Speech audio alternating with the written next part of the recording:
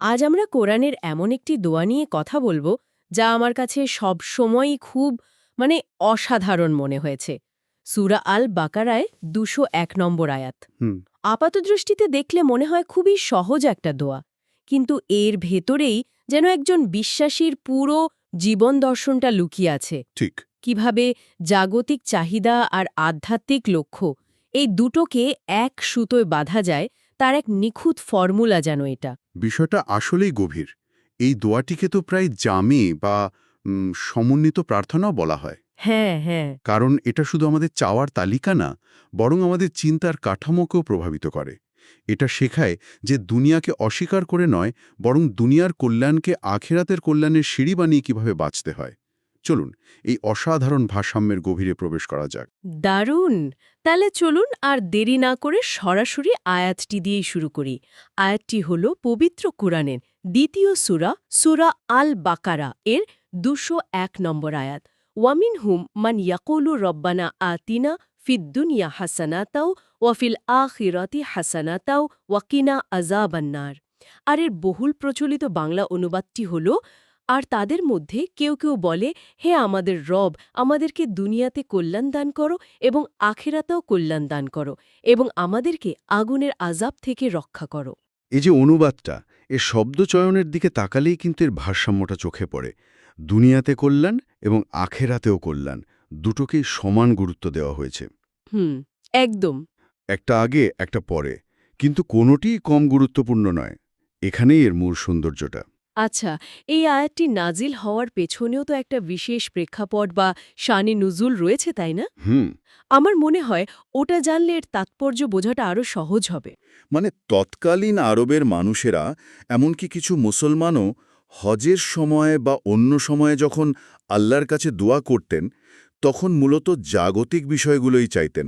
যেমন? যেমন ধরুন ব্যবসা লাভ, ভালো ফসল, স্বাস্থ্য, সন্তান, এইসব। আবার আরেকটা দল ছিল যারা শুধু পরকালের মুক্তি আর জান্নাত নিয়ে ভাবতেন। দুনিয়ার প্রয়োজনকে প্রায় উপেক্ষা করতেন। মানে তাদের চাওয়াগুলো ছিল খুব খণ্ডিত, বিচ্ছিন্ন।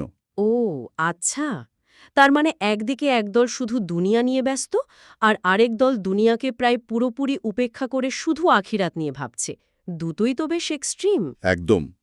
দুটোই চরম পন্থা। তাহলে আল্লাহ এই আয়াতের মাধ্যমে তাদের কি শেখালেন? এখানেই তো মূল বিষয়টা। আল্লাহ এই আয়াতটি নাজিল করে তাদের একটি সমন্বিত দোয়া শিখিয়ে দিলেন। তিনি শেখালেন যে তোমাদের চাওয়াগুলো এরকম বিচ্ছিন্ন হওয়ার দরকার নেই। হুম। তোমরা একই সাথে দুনিয়ার কল্যাণ চাও, আখিরাতের কল্যাণও চাও এবং জাহান্নাম থেকেও মুক্তি চাও। এটা শুধু প্রার্থনার কয়েকটা শব্দ শিখিয়ে দেওয়া ছিল না, এটা ছিল জীবন সম্পর্কে একটা ভারসাম্যপূর্ণ দৃষ্টিভঙ্গি তৈরি করে দেওয়া। বাহ! মানে আল্লাহ শেখালেন কিভাবে ছোট বড় সব প্রয়োজনকে একটি একক শক্তিশালী প্রার্থনায় নিয়ে আসা যায়। এই তিনটি অংশ, দুনিয়া, আখিরাত আর জাহান্নাম থেকে মুক্তি, একসাথে চাওয়াটা সত্যি শক্তিশালী। আমার সবচেয়ে অবাক লাগছে প্রথম অংশটা নিয়ে, দুনিয়ার কল্যাণ। আমরা তো সারাদিন এটাই চাই, কিন্তু এই চাওয়ার মধ্যে বিশেষত্বটা কোথায়? এটা কি শুধু ধন সম্পদ বা সাফল্য বোঝায়? না, এর পরিধি আরও অনেক ব্যাপক। এখানে হাসানা বা কল্যাণ শব্দটির মধ্যে সুস্বাস্থ্য, মনের শান্তি, একটা নিরাপদ জীবন, সঠিক জ্ঞান, ভালো সঙ্গী, সম্মানজনক জীবিকা, এই সব কিছুই অন্তর্ভুক্ত। আচ্ছা। কিন্তু এর সবচেয়ে গভীর তাৎপর্যটা হলো অন্য জায়গায়। যখন একজন বিশ্বাসী বলেন, আমাকে দুনিয়ার কল্যাণ দাও, তখন তিনি কিন্তু প্রকারান্তরে স্বীকার করে নেন যে এই সব কিছুই আল্লাহর দয়া আর নিয়ন্ত্রণের উপর নির্ভরশীল। হুম। তখন এটা আর নিছক জাগতিক চাওয়া থাকে না, হুম। বরং আল্লাহর উপর সম্পূর্ণ নির্ভরতার একটা প্রকাশ হয়ে দাঁড়ায়। এই ব্যাপারটা আমাকে একটু থামিয়ে দিল। তার মানে এই দোয়াটা শুধু একটা চাওয়ার তালিকা নয়, এটা এক ধরনের মানসিক অবস্থানও তৈরি করে দিচ্ছে। ঠিক। এটা একদিকে যেমন আশা দিচ্ছে, অন্যদিকে অহংকার থেকেও দূরে রাখছে। কারণ আমি যখন স্বীকার করছি যে সবকিছু তার নিয়ন্ত্রণে, তখন আমার নিজের সাফল্য নিয়ে গর্ব করার সুযোগটাই তো কমে যাচ্ছে। এটা তো বিনয় শেখাচ্ছে, তাই না? একদম ঠিক ধরেছেন। এটাই মূল দর্শন। হুম। আর দ্বিতীয় অংশ, আখেরাতের কল্যাণ চাওয়া, এই দর্শনকে আরও পূর্ণতা দেয়। হুম। এর মূল অর্থ হল পরকালে আল্লাহর সন্তুষ্টি, তার ক্ষমা এবং জান্নাতে সাফল্য লাভ করা। এই অংশটা আমাদের পার্থিব জীবনকে একটা বৃহত্তর চিত্রের সাথে যুক্ত করে। আচ্ছা, এটা প্রতিনিয়ত মনে করিয়ে দেয় যে দুনিয়ার জীবনটাই শেষ কথা নয়, বরং এটা একটা দীর্ঘ যাত্রার ছোট্ট একটা অংশ মাত্র। দুনিয়ার কল্যাণ তখনই অর্থপূর্ণ হয় যখন তা আখেরাতের কল্যাণের পথে চলে। এবং শেষ অংশটি আগুনের যন্ত্রণা থেকে রক্ষা। এটি তো বেশ সরাসরি এবং শক্তিশালী একটা আবেদন। এর মনস্তাত্ত্বিক প্রভাবটা কি? হ্যাঁ, এটি মানুষের সবচেয়ে মৌলিক ভয়, শাস্তি আর ধ্বংসের ভয়, সেটা থেকে নিরাপত্তা চাওয়ার প্রতীক। জাহান্নামের শাস্তি থেকে মুক্তি চাওয়াটা আসলে আল্লাহর কাছে চূড়ান্ত নির্ভরতা ও আত্মসমর্পণেরই একটা পরিচায়ক। আচ্ছা, এর মাধ্যমে একজন ব্যক্তি তার সমস্ত দুর্বলতা, তার ভুল ত্রুটি স্বীকার করে সৃষ্টিকর্তার অসীম করুণার কাছে আশ্রয় চায়। তাই এই তিনটি অংশ যখন একসাথে আসে, তখন দোয়াটি একটি সম্পূর্ণ রূপ পায়, যা বিশ্বাস আর তাকওয়াকে আরও দৃঢ় করে। তাহলে একজন সাধারণ মানুষ, ধরুন একজন ছাত্র বা একজন চাকুরিজীবী, তার প্রতিদিনের জীবনে এই দোয়াকে কিভাবে কাজে লাগাতে পারে? কিছু বাস্তব উদাহরণ দিয়ে কি বিষয়টা বোঝা সম্ভব? খুবই ভালো প্রশ্ন। ধরুন একজন ছাত্র পরীক্ষার জন্য প্রস্তুতি নিচ্ছে। সে শুধু ভালো ফলাফলের জন্য দোয়া করবে না, যা হলো দুনিয়ার কল্যাণ। এই আয়াতের আলোকে সে চাইবে, হে আল্লাহ, আমাকে এমন জ্ঞান দাও যা আমার দুনিয়ার উপকারে আসবে এবং আখিরাতেও আমাকে সাহায্য করবে। আমার এই জ্ঞান যেন মানুষের কল্যাণে কাজে লাগে। বাহ, তার মানে চাওয়ার ধরনটাই তো বদলে যাচ্ছে। শুধু নিজের জন্য নয়, বরং বৃহত্তর কল্যাণের কথা ভাবা হচ্ছে। একজন ব্যবসায়ীর ক্ষেত্রে এটা কেমন হতে পারে? একইভাবে একজন ব্যবসায়ী শুধু লাভের জন্য চাইবেন না। তিনি দোয়া করতে পারেন, হে আল্লাহ, আমার ব্যবসাকে সমৃদ্ধ করো, যেন আমি নিজের ও পরিবারের প্রয়োজন মেটাতে পারি এবং তোমার দেওয়া সম্পদ থেকে মানুষের উপকারও করতে পারি। আমার এই ব্যবসা যেন সমাজে শান্তি ও ন্যায় বিচার প্রতিষ্ঠায় সাহায্য করে। তার মানে ব্যক্তিগত কল্যাণের সাথে সামাজিক কল্যাণও দুনিয়ার কল্যাণের অন্তর্ভুক্ত হয়ে যাচ্ছে। একদম। একইভাবে পারিবারিক শান্তি, বিপদ আপদ থেকে সুরক্ষা, পাপ থেকে ক্ষমা, এই সবে কিন্তু এই দোয়ার অধীনে চলে আসে। এখানে আমার মাথায় একটা প্রশ্ন আসছে। আমরা তো প্রায়ই বিশ্বাস এবং বিজ্ঞানকে দুটো ভিন্ন মেরুতে দেখি। তো এই ধরনের প্রার্থনার কি আধুনিক বিজ্ঞানের দৃষ্টিতে কোনো ব্যাখ্যা বা প্রভাব আছে? এটা একটা চমৎকার প্রশ্ন। দেখুন, বিজ্ঞান তো আর আধ্যাত্ম বিষয়কে সরাসরি পরিমাপ করতে পারে না, কিন্তু প্রার্থনার প্রভাব মানুষের মন ও শরীরে পরিমাপযোগ্য। মনোবিজ্ঞান, স্নায়ুবিজ্ঞান এবং সমাজবিজ্ঞানে এই নিয়ে বেশ কিছু আকর্ষণীয় পর্যবেক্ষণ কিন্তু আছে। যেমন মনোবিজ্ঞানের দিক থেকে যদি বলি, প্রার্থনা কি বাকেই মানসিক চাপ কমায়? হ্যাঁ, এবং এর প্রভাব বেশ গভীর। মনোবিজ্ঞানের দৃষ্টিতে দোয়া বা প্রার্থনা মানুষের মানসিক চাপ বা স্ট্রেস কমাতে অসাধারণভাবে সাহায্য করে। হুম। যখন একজন ব্যক্তি বিশ্বাস করে যে এক পরম সত্তা তার কথা শুনছেন এবং তার হাতেই সবকিছু নিয়ন্ত্রণ, তখন তার উদ্বেগ এবং অনিশ্চয়তাজনিত ভয় অনেক কমে যায়। এটি মনে আশা জাগায় এবং প্রতিকূল পরিস্থিতিতে মানসিক শক্তি বা রেজিলিয়েন্স বাড়াতে সাহায্য করে। আচ্ছা, এটা তো গেল মানসিক অনুভূতির কথা। কিন্তু আমাদের মস্তিষ্কের ভেতরে, অর্থাৎ স্নায়ুবিজ্ঞানের দিক থেকে ঠিক কি ঘটে? কোনো জৈবিক পরিবর্তন কি হয়? এখানেই সবচেয়ে আকর্ষণীয় বিষয়। এই দোয়াটি যেভাবে দুনিয়া ও আখিরাতের মধ্যে ভারসাম্য আনতে বলছে, স্নায়ুবিজ্ঞানও কিন্তু ঠিক একই রকম ভারসাম্যের কথা বলে। তাই নাকি? কিভাবে?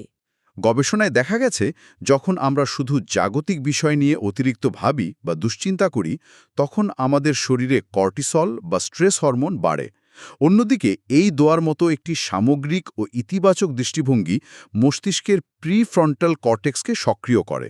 আচ্ছা, মস্তিষ্কের এই অংশটি উদ্বেগ নিয়ন্ত্রণ, আবেগ ব্যবস্থাপনা এবং দীর্ঘমেয়াদী পরিকল্পনায় সাহায্য করে।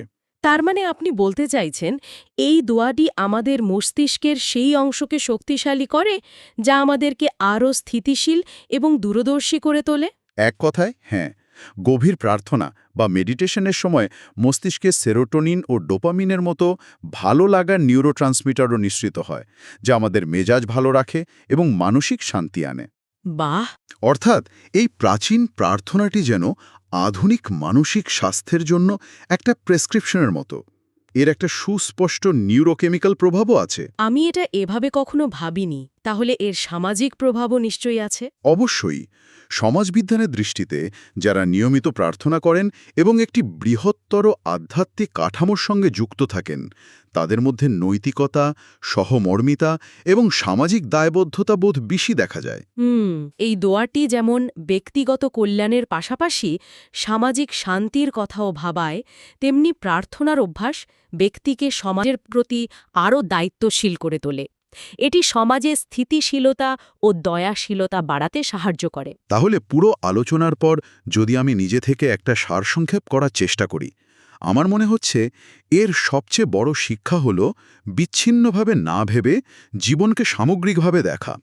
শুধু দুনিয়া নয়, শুধু আখিরাত নয়, বরং দুটোকে একসাথে মিলিয়ে একটা ভারসাম্যপূর্ণ জীবনযাপন করা। আপনি একেবারে মূল নোক্তাটাটি ধরেছেন।